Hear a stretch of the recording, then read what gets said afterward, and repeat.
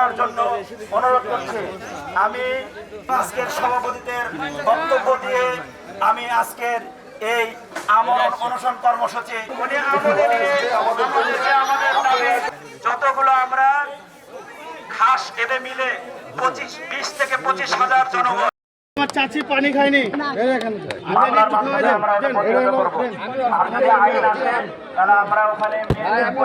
আর এটা একটা টেম্পারিং করা কোর্টে আজকে ইয়ে হলো, আর 4 ঘন্টার মধ্যেই ভূমি উদ্ধার করতে যেতে হবে, তার মানে এখানে কোনো কিন্তু আছে।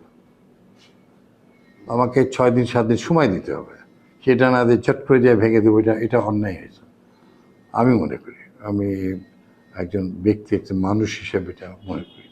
ও সেই হিসেবে তারা প্রায় 40-45 বছর ধরে আছে, আর যে জায়গাগুলোতে সেগুলো যদি খাস ক্ষতি না হয় ভূমি মন্ত্রণালয়, অবশ্যই আমরা তাদেরকে 1 কাঠা হোক, 1.5 কাঠা হোক, 2 কাঠা করে হোক, 2 কাঠা করে হোক, তো আমরা চেষ্টা করব ডিসির মাধ্যমে আমার দিয়ে দেওয়া।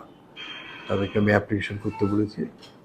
এটা অতীতের যারা এগুলো জায়গায় দায়িত্ব ছিল তাদের ব্যর্থতা হচ্ছিল। আমিও নির্বাচন করতে গেছিলাম, সেখানে তাদেরকে আশ্বাস দিয়েছিলাম এটা আমারও পবিত্র দায়িত্ব।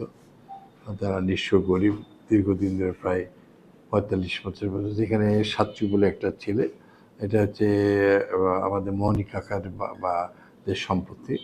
এটা তারা হচ্ছে ভূমিদস্যু। আগের ফ্যাসিস্ট সরকারের সময় এখানে লিটন ছিল এবং যারা ভূমিদস্যুরা ছিল, সাহু ছিল, তারা মিলেই এগুলো জনগণের সম্পদ তারা দখল করার চেষ্টা করতো। তো সেই জন্য অনেক সময় তারা ভুয়া মিথ্যা মামলা দিয়ে হয়তো তারা চেষ্টা করছে। সেই জন্য তাদেরকে আমি বলছি, ভাই আমরাও কিছু পয়সাপাতি দেবো, তোমরা টাকা তুলে আইনটা যেটা অর্পিত সম্পত্তি সেটা কেউই মালিক হতে পারে না, যতই স্বার্থ যতই যাই করুক না। বাপ মরে গেছে 70 বছর আগে মালিক, আর এই এসে বললেই হয়ে যাবে? তো সেটা আমরা আমাদের মন্ত্রণালয় থেকে আইনের দিতে দেবো। তাদেরকে লয়ার এখানে আমি মিজান ভাই, তারপর জমশেদ ভাই, এদের পরামর্শ নিয়ে ওখানে 2জন কাউসার আর জামাল আছে, আমি তাদেরকে নিয়ে এটা করে ব্যবস্থা নেওয়া। এবং আমরা যারা আছি আশপাশে, আমি তাদের এমপি, আমারও যত পার্টিসিপেশন থাকবে, টাকা দেবো, কেস কোর্টের মতো চলবে। আর যেগুলা ভূমি মন্ত্রণালয় সেগুলো আমরা অবশ্যই ভূমিহীনদের কাছে যেন যাই, সেটা আমাদের সকল প্রচেষ্টা থাকবে। আর এই বিষয়টার উপরে যে নিকৃত যে ঘটনা ঘটছে, সে যেটা আইন শৃঙ্খলা বাহিনীর সঙ্গে আমি বলছি, এটা স্থানীয়ভাবে বসে এটা যেন ঠিক করে নেয়। আইন শৃঙ্খলা বাহিনীর হাতে হাত দেয় না।